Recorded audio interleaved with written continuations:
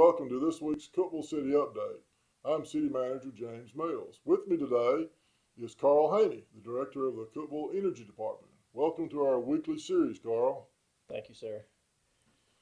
With the recent devastating weather events in East Tennessee and the large portions of the Southeast, I believe this would be an appropriate time to inform our citizens on the Cookeville Energy Department's efforts to minimize power outages caused by storms and high winds.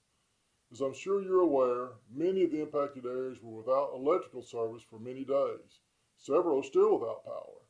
We sent crews from the Energy Department's electric division in East Tennessee to assist with restoring power for the first week after the storm event.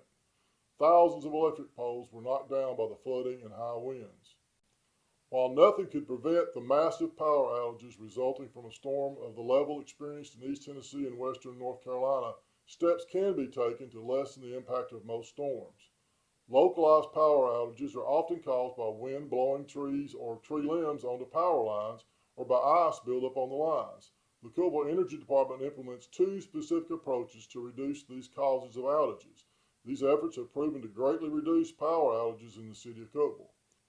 First, we have an aggressive tree trimming policy. For several years, the city has contracted with a local company to trim limbs along all 338 miles of our overhead power lines. This private contractor works year-round for the city to keep our lines cleared. Second, the city has adopted a strategy to have as many electric lines placed underground as possible. Approximately 25 years ago, the city of Cookeville, through its zoning code and subdivision regulations, began requiring all new developments have underground electric service. Developers of all new subdivisions in Cookeville are required to install underground electric service. In addition, all new commercial, private, and public services and industrial developments are required to install underground electric service. In the last 25 years, approximately 140 miles of power lines for new developments have been placed underground. The Energy Department is also committed to converting existing overhead lines to underground. I'm now going to turn it over to Carl to discuss the efforts of the Energy Department towards conversion from overhead to underground. Efforts are generally concentrated to areas where we've had frequent outages due to trees and animals. In the last few years, the Electric Division has converted the Sherwood subdivision from overhead to underground and has replaced direct buried lines in the Briargate and Laurel Park subdivisions. Going forward, the Energy Department plans to convert the power lines along South Maple Avenue from East Stevens Street to Neal Street. If you're familiar with this area, then you know that it experiences frequent outages due to tree limbs falling on the lines. In the next few months, electric lines along North Walnut Avenue from West Broad to First Street will be converted to underground as part of the construction of the new entrance to Dogwood Park.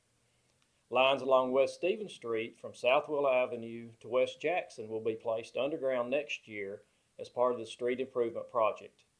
Currently, the overhead lines and transformers that serve Cookeville City Hall, the United States Post Office, and First Baptist Church are being placed underground by Electric Division crews. This will not only reduce outages, but also greatly improve the aesthetics of the area.